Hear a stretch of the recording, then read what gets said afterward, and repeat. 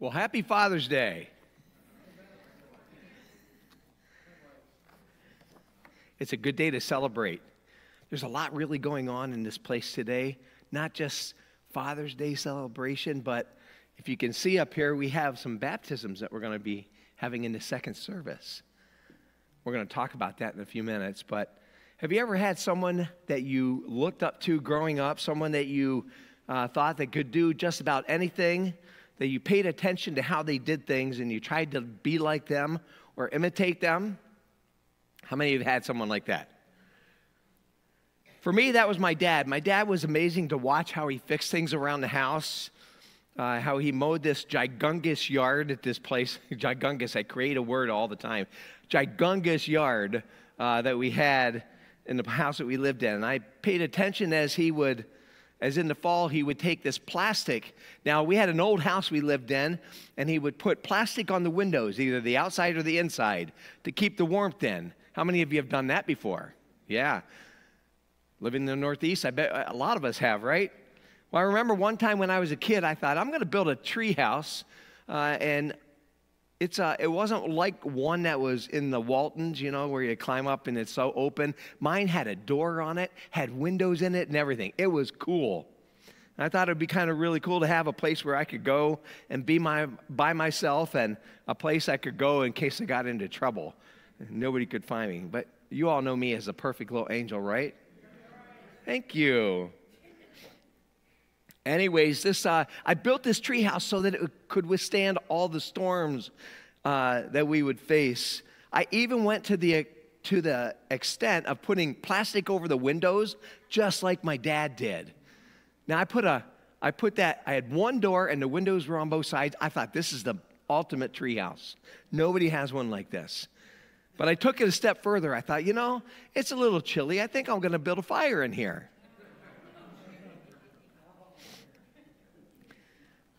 Well, let me just say this. As a kid, I wasn't the sharpest tool in the shed, if you know what I mean. So I built this fire. Well, have you ever done anything that you didn't put any thought into before you did it? And then you're thinking, later on you realize I probably shouldn't have done that. So I built this fire right inside the front door, right inside that door. And I'm thinking, this is nice. It's warm in here. And it got warmer. And the fire started to reach to the ceiling. And I'm like, oh man, how am I going to get out of this thing? The windows I built were too small for me to get through. And I can't get through the front door because this big fire's in front of it. And I started to panic. And I'm thinking, great. I don't know how stupid am I? I just didn't even think about that. I figured a way out. I kicked out the back wall, and I got out of there. It had snowed a little bit the night before, so I took that snow and I threw it in there and put the fire out. See, sometimes I wonder how I made it through my childhood. But as we come to Father's Day today, I want to take a few minutes to talk about how we as fathers need to be examples before our children and our grandchildren and our great-grandchildren. How many of you have great-grandchildren out here? Oh my goodness. I'll get there someday, I hope, the good Lord willing. But we as leaders of our home should be an example of how a man of God lives in these days. And it's tough, isn't it? Now, I'm not just going to talk to the men today, but it's going to be towards the fathers today. But isn't it tough living in this world today? Well, it's not hard for anybody, huh? Just me. I guess I'm the only one who has a hard time. But on the thought of following the example of someone, this morning at the 11 o'clock service, we're going to have two baptisms. We have a young lady by the name of Miranda Manberg that's going to be baptized, one of our teens. And God has been working in her life for a long time. She was going to TTCA. She's been sick. We've been praying for her for a long time. She had to step away from her schooling. She did her schooling at home. And she's been sitting here. She's been coming to the 11 o'clock service. And she said to me about a month ago, I want to do something in the church. I'm really inspired. I really want to do something. And I know, have you ever heard her sing before? Well, we heard her a couple weeks ago singing here, but like a couple years ago, she sang at one of the Christmas programs. And she has this gorgeous voice.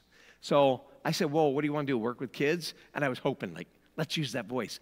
She said, I want to sing. And I'm like, yes. So that's one. Then we have Mark Caro. Did I say it right, Jackie? Caro. I was like, should I say the name right? Could I say the name right? Mark Caro is going to be buried at, is going to be buried. Boom. Okay. He is going to be baptized. Well, buried and raised in life, right? So there, it fit. Thank you. But he is going to be baptized at the second service too. And I'm so excited to see what God is doing in this place and in the lives of people. A couple weeks ago, he came up to me. It was last Sunday. He came up beside me at the 11 o'clock service and said, can you baptize me today? And I'm like, oh, this is an awesome thing. And I said, can we do it? The baptismal's not ready. Can we do it in a couple weeks? And he said, yeah. But then he switched it to this week. He wants his family to be here with him. Isn't that cool? See, we had the perfect example of what baptism is about by following Jesus, right? We saw how Jesus was baptized by John the Baptist. And why did he do that? Because Jesus didn't need to be baptized, did he? He lived a sinless life. He did it as an example for us to follow, for us to imitate him, right? I want to show the video of Miranda. Now, let me just say this. We have one video. It's of Miranda. And at 11 o'clock service, Mark is going to be answering the questions that we ask for the video in person. So this will be awesome.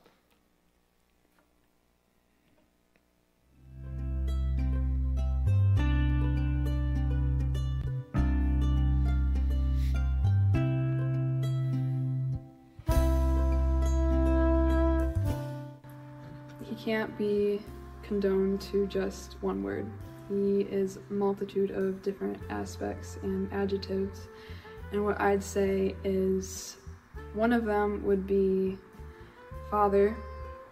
And the reason why I say that is because not only is he a provider, but he guides you and teaches you no matter whatever's going on in your life.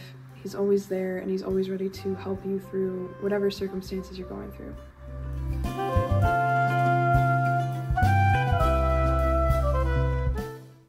Counting the cost, definitely, like Jesus said in Scripture, that in order to follow him, you need to count the cost. For me, in my personal experiences, I have lost many individuals in the past couple of months for different various reasons, due to just busyness, them being older than me, having their own lives, or simply because I moved schools and we stay out of touch.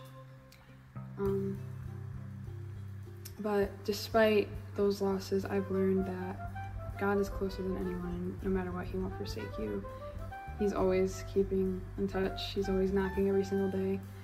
And I just really appreciate everything that he's done for me.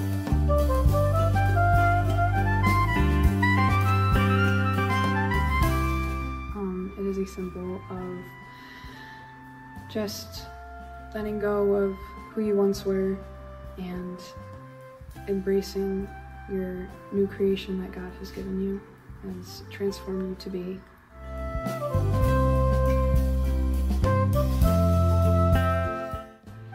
While living in worship with God privately is important to build your treasures up in heaven, it's also important to live for him publicly. Obviously in a humble way, but in a way that he can use us as vessels or instruments to reach others through us. You can't really do that if you're just in solitude all the time. I am Miranda Manberg, and Jesus Christ is the Lord of my life.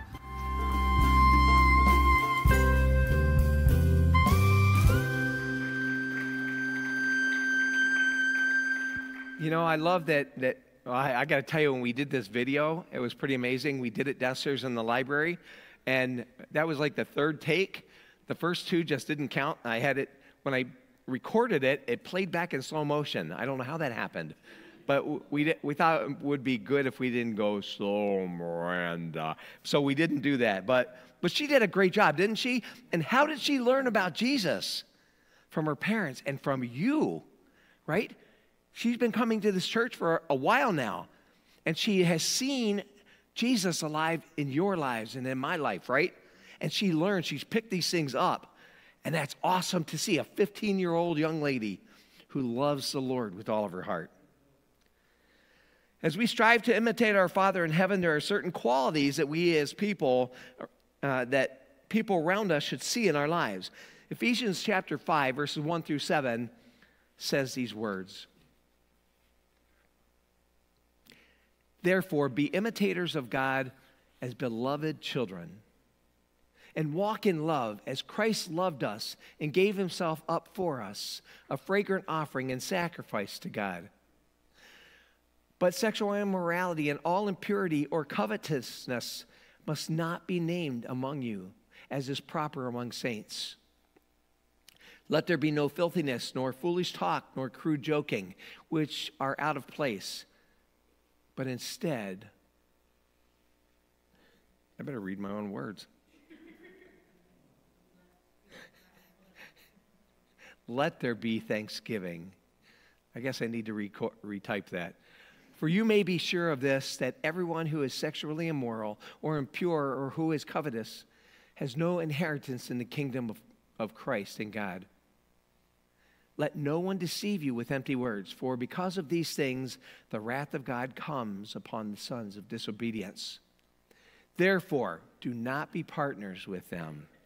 So what do we find here? Fathers, we find three things. Three definite qualities that should be apparent in our lives. We need to imitate God's love. When we imitate God's love, it means we're living a life that reflects the character of God, right? It means that we're striving to be more and more, we think about the words that we say and the actions that we do. We want them to point to him. It means loving our neighbors, forgiving those who have harmed us, wronged us, showing kindness to others. This is the mindset every Christian should have every day of our lives as an example of Jesus Christ. We as believers enjoy this father-child relationship with God. Think about that for a moment. What does a child do, right?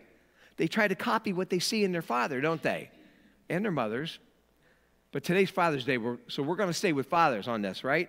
I told you how I tried to copy my father when I was younger, putting that plastic on the windows. I wanted to be more like him. I wanted to do things that he did. See, our kids and our grandkids and the children in this church are paying attention to us and doing and saying what they learn from us.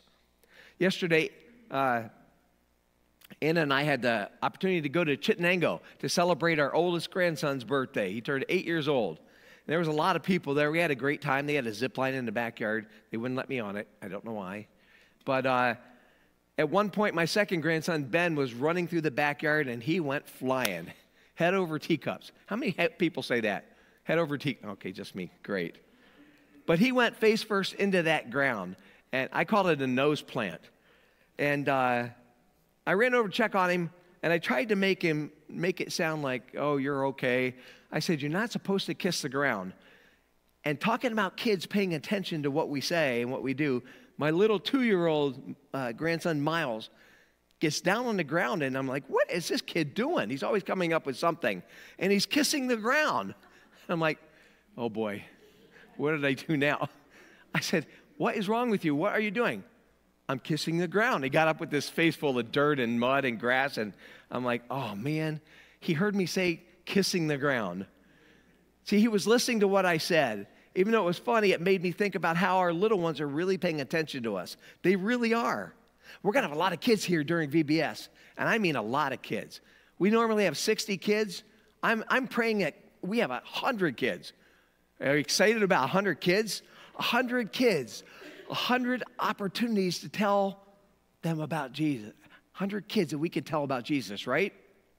Doesn't that just get excitement in you? It does me. As believers in Jesus, we should copy what we learn from God and be more like him through our actions and our words and our deed.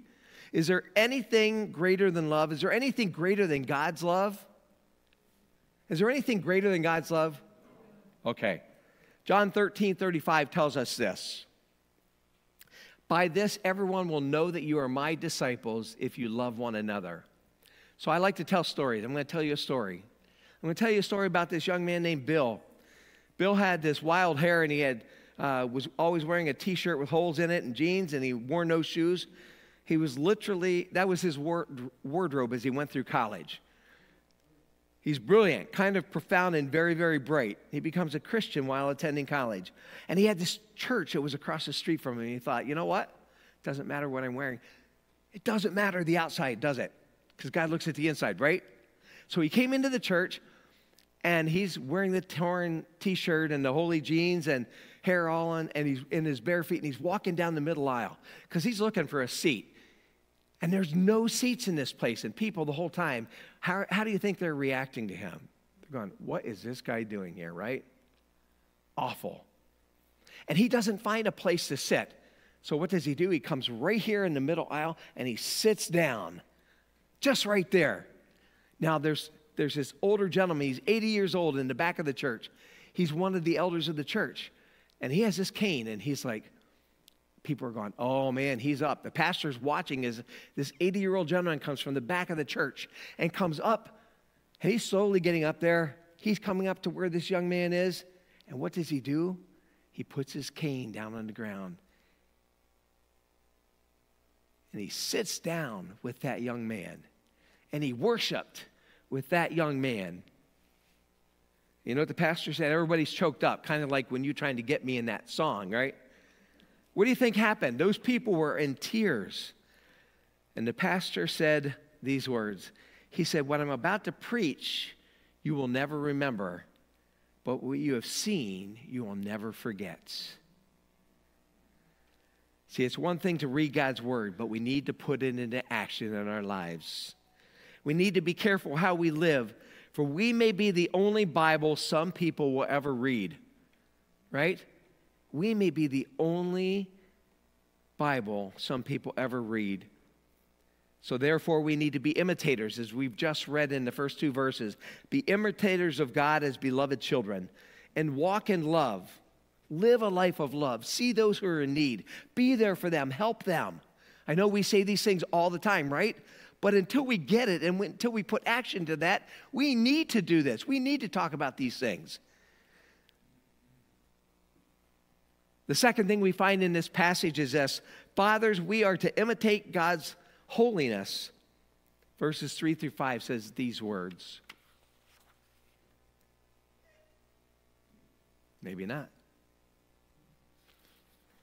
But sexual immorality and all impurity or covetousness must not be named among you, as is proper among saints. Let there be no filthiness, nor foolish talk, nor crude joking, which are out of place, but instead let there be thanksgiving. For you may be sure of this, that everyone who is sexually immoral or impure or who is covetous has no inheritance in the kingdom of Christ and of God. This means living a life without giving in to the temptations of the evil one. Do we know that Satan is on an all-time high attacking us right now? Do you see him doing that in this world? Do you see him doing that in your life? See, it means us not allowing the sinful desires that Satan throws at us to take our focus off of Christ. See, Satan wants nothing more than to disguise those things and make them seem harmless, but he's setting a trap for us, isn't he? To make us believe that things are simply not true. He's the master of illusion and lies. And I think one thing we need to do as believers is to continue to call the devil out. And you say, what? We need to call him out. Hold him accountable for what he's doing, don't we? Wow. We need to.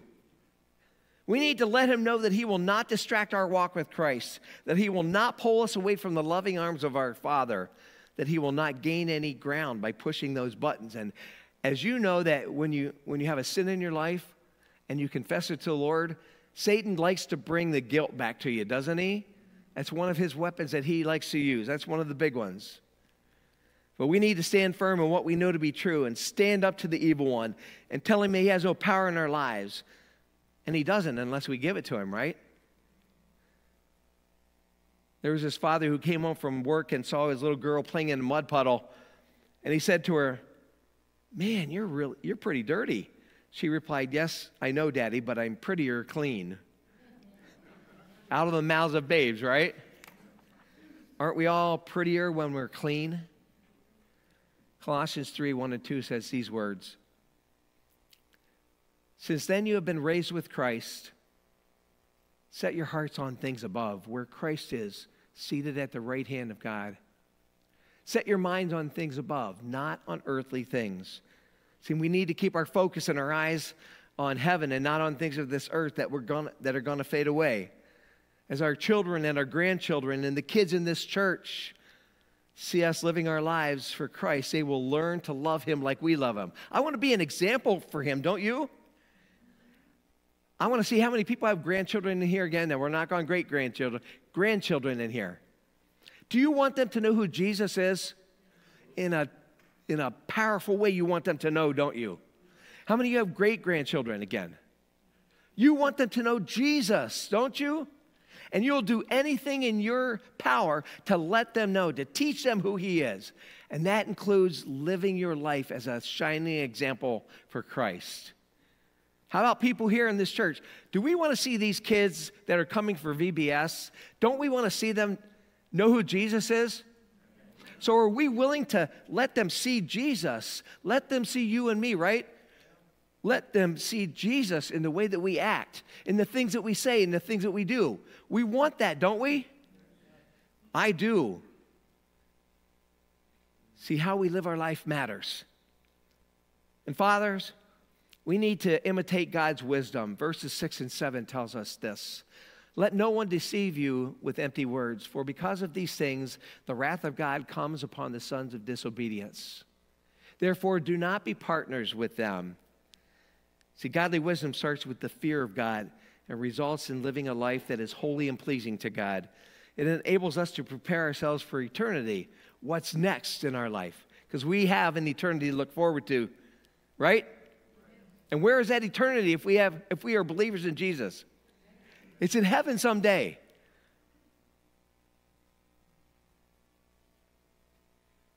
We trade earthly values for biblical values. 1 John 2, verses 15 and 7 says this, do not love the world or anything in the world. If anyone loves the world, love for the Father is not in them.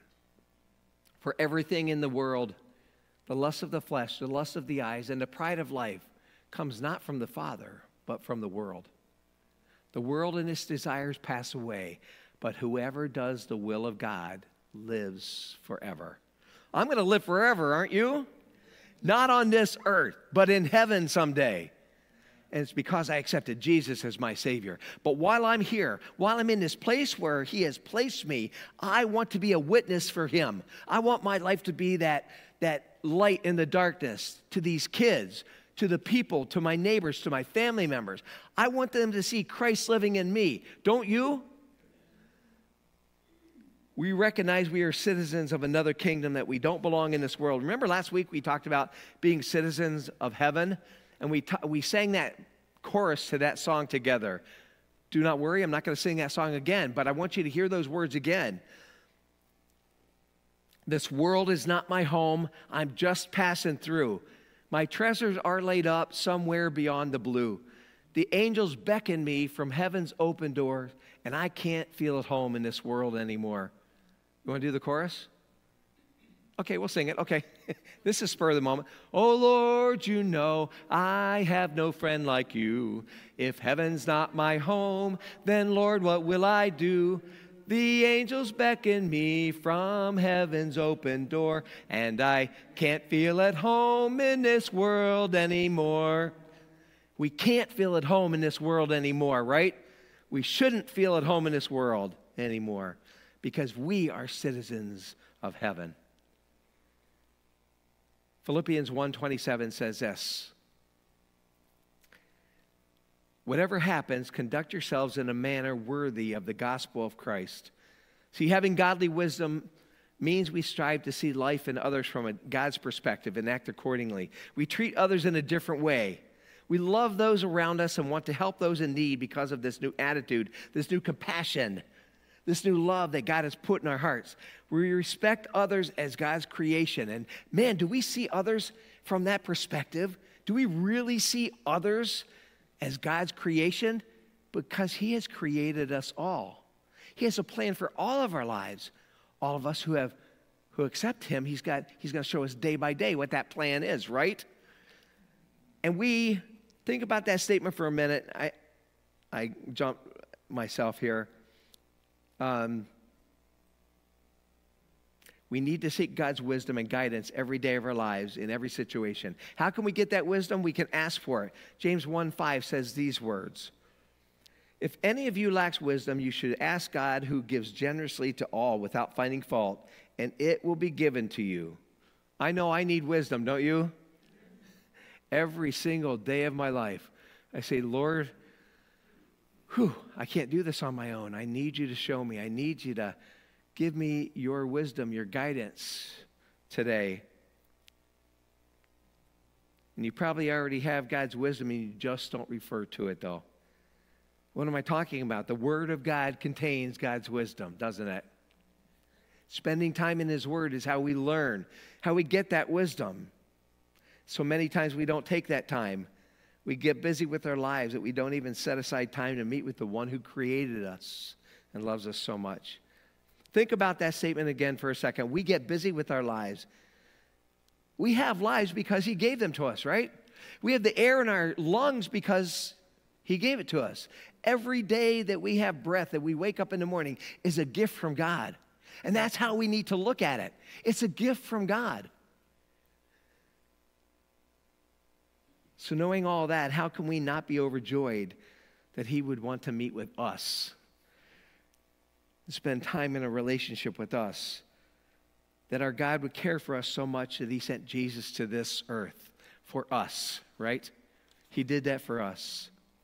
But yet it seems like we forget all that He did for us, and we don't recognize how great and wonderful our God is. And we don't take the time to know Him better by reading His Word. And I have to admit, some mornings when I get up and my mind starts thinking about all I have to do in the day, and ask Anna, I make lists. I'm a list person. How many of you are list people? You have to have it written down, and you can check it off through the day, right? Yep. And then you feel like, wow, good, I've got something accomplished. And how many of you make lists that are way too big for you to finish in one day? Right? We do that. But why are we living like that? We're not list people. We're not, we have goals, right?